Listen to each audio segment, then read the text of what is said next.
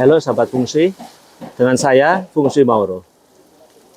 Kali ini kita akan bahas satu pertanyaan tentang mengapa di dalam teknik fungsi bintang terbang atau flying star fungsi digunakan 9 bintang. Yang menjadi pertanyaan adalah mengapa bukan hanya 5 bintang saja? Mengapa bukan 7? Mengapa bukan 12?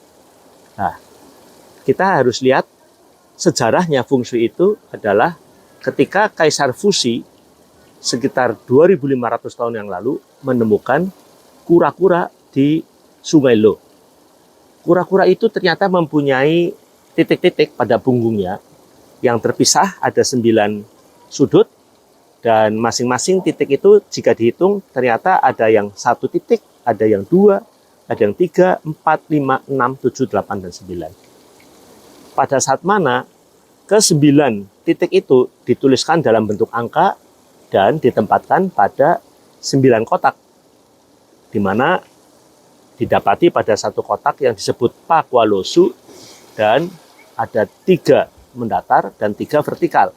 Kemudian tentu saja pada setiap angka tadi dikaitkan lebih jauh pada waktu Kaisar Wen atau King Wen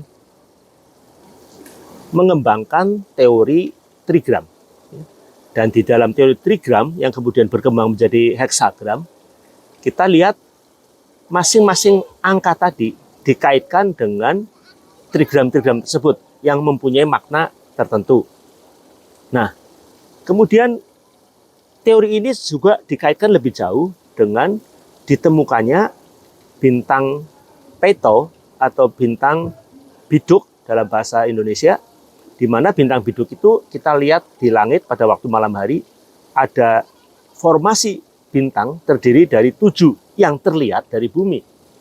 Dan bintang itu sangat terkenal karena dulu digunakan sebagai patokan untuk menentukan arah utara, karena bintang ini bergerak, berputar dari satu waktu ke waktu yang lain, dari musim ke musim lain, dan selalu menunjuk pada arah utara polar.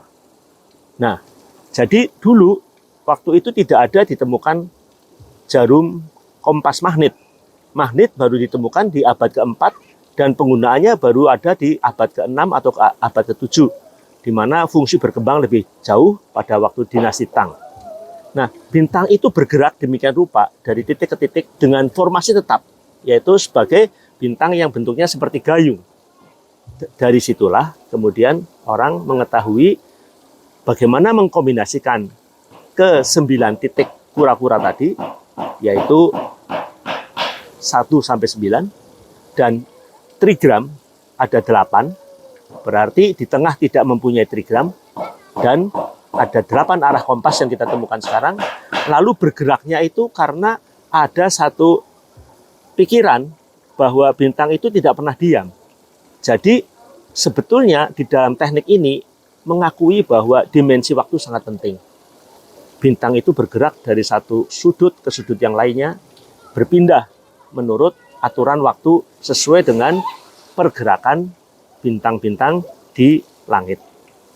Nah, dari situlah lalu ditemukan teori flying star fungsi yang sampai sekarang sangat terkenal dan digunakan karena ternyata sangat efektif untuk mentafsirkan masing-masing arti dari bintang tersebut serta pergerakannya di dalam langit, di dalam angkasa. Saya kira demikian, mudah-mudahan pengetahuan sederhana ini sangat bermanfaat bagi kita semua untuk memahami ilmu fungsi.